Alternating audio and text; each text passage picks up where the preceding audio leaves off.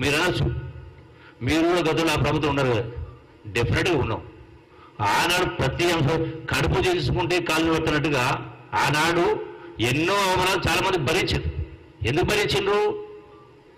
ఆనాడున్న పరిస్థితుల్లో తెలంగాణ రాష్ట్ర ఏర్పాటు ఒక విఫల ప్రయత్నం, తెలంగాణ రాష్ట్రం ఒక విఫల ప్రయత్నం, ఫెయిల్ కావాలని పద్ధతిలో మాట్లాడు, ఫెయిల్ కావడం, తెలంగాణ ప్రభుత్వం నిలబడాలి, నిలబడుకోవాలని భరించడం. సిగ్గుసరం లేకుండా, బుద్ధి లజ్జ లేకుండా నేను ఏం మాట్లాడితే నమ్ముతారనుకుంటే పొరపాటు. మాకు తెలియదా? మేము పక్కన చూసుకోవడం కాదా?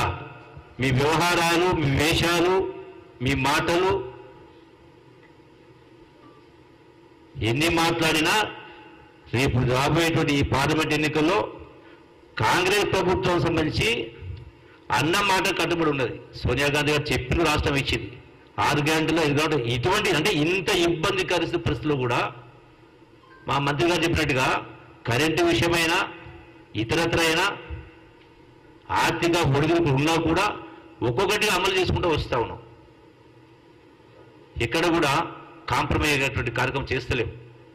మా సీఎం గారు చెప్పినట్టుగా ఈ ఎన్నికలు కూడా రెఫరెండం, డెఫినెట్గా రెఫరెండమే. మళ్ళీ కేసీఆర్ మీరు ఒప్పుకోకపోయినా ప్రజలే పాతరేస్తారు మీ పార్టీని. ఆ స్టేట్మెంట్ ఇప్పుడే మరి నేను కూడా రెఫరెండం భావించి నిజంగా నీ పరిపాలన గొప్పగా ఉంటే ఇన్ని మాటలు మాట్లాడావు కదా, ఇన్ని తిట్లు తిట్టినావు కదా, నిజంగా దమ్ము ధైర్యం ఉంటే కేసీఆర్ దీన్ని ఎన్నికలు రెఫరెండ్గా స్వీకరించి ఈ ఎన్నికల్లో నేను ఓడిపోతే, మా పార్టీ ఓడిపోతే మా పార్టీని రద్దు చేసుకుంటా చెప్పు. దమ్ము ధైర్యం ఉంటే. అవినీతి పైన అసెంబ్లీ సాక్షిగా మాట్లాడడం జరిగింది. ఎక్కడ నీ టైం డేట్ నీవే ఫిక్స్ చేయమని, ఎండగంట బట్టలు చేస్తాం, బట్టలు వదిలిస్తాం ప్రజల సమక్షంలో.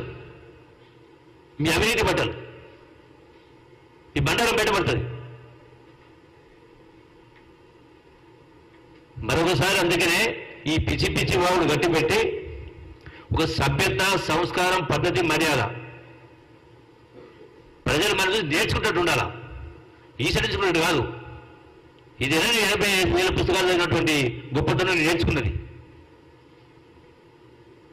మరొకసారి ఇటువంటి వాగుడు వాగితే ప్రజలు మీకు బుద్ధి చెప్పి కార్యక్రమం చేస్తారు, వంగబెట్టి బండలు పెడతారు, తిరగబడి కార్యక్రమం చేస్తారు ఇంకొకసారి ఇటువంటి మాటలు మాట్లాడితే.